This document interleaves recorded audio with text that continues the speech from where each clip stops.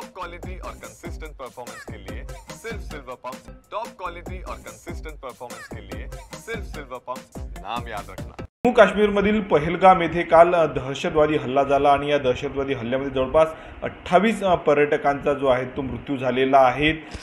या ठिकाणी पर्यटनाला अमरावतीतून मोठ्या प्रमाणावर पर्यटक गेलेले आहेत। 100 पेक्षा अधिक पर्यटक गेलेले आहेत। अशातच पोलीस खात्यात कार्यरत असलेल्या मंगला बोडके या देखील गेलेल्या सोबत त्यांच्यासोबत 11 महिला पर्यटक आहेत, त्यांचे कुटुंब आपल्या सोबत आहेत। भीतीचं संपूर्ण वातावरण आहे। काय सांगणार, काल जेव्हा हल्ला झाला आणि पर्यटकांचा मृत्यू झाला, ही बातमी कानावर आली तेव्हा काय भावना होती, काय सांगणार? मी सगळ्यात आधी माझ्या मुलाला फोन लावला, मिसेसला बोललो, ते सुखरूप आहे हे कळलं मला, तेव्हा थोडं मनाला शांती वाटली। पण मी सगळ्यांना विनंती करतो का बा त्यांची आता तिथे राहण्याची मनस्थिती नाही आहे आणि त्यांची खूप भीतीदायक वातावरण आहे। मुलीला फोन लावला तर मुली म्हणते की बाहेर पप्पा सगळं मिलिटरी बाहेर उभी आहे, पण माझ्या मुलांना त्यांना करत आला। मुलींसोबत काही बोलणं झालं का? तिथली काय सांग?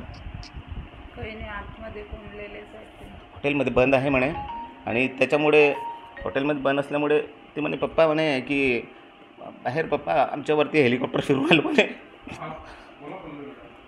सगळं मिलिटरी पूर्ण घेरून ठेवलेलं आहे म्हणे, खूप घाबरलेलं आहे ते। आता काय तुमचं मागणं आहे प्रशासनाकडे? कारण त्या ठिकाणी भीतीचं वातावरण आहे। तुमच्या घरच्या पर्यटकांशी आम्ही आत्ता बोललेलो, त्यांचं म्हणणं आहे की आम्हाला सुखरूप अमरावतीला नेलं पाहिजे। तुम्ही काय प्रशासनाला आव्हान करणार आहेत, काय सांगा? मी प्रशासनाला हेच विनंती करतो की माझ्या कुटुंबासोबतच जितके पण अटकलेले अमरावतीचे सगळ्यांना त्यांना सुखरूप आणा, कारण की सगळे खूप घाबरलेले आहेत तिथे। बस, थँक्यू। आपल्यासोबत मंगला बोडके यांच्या बहीण आहेत।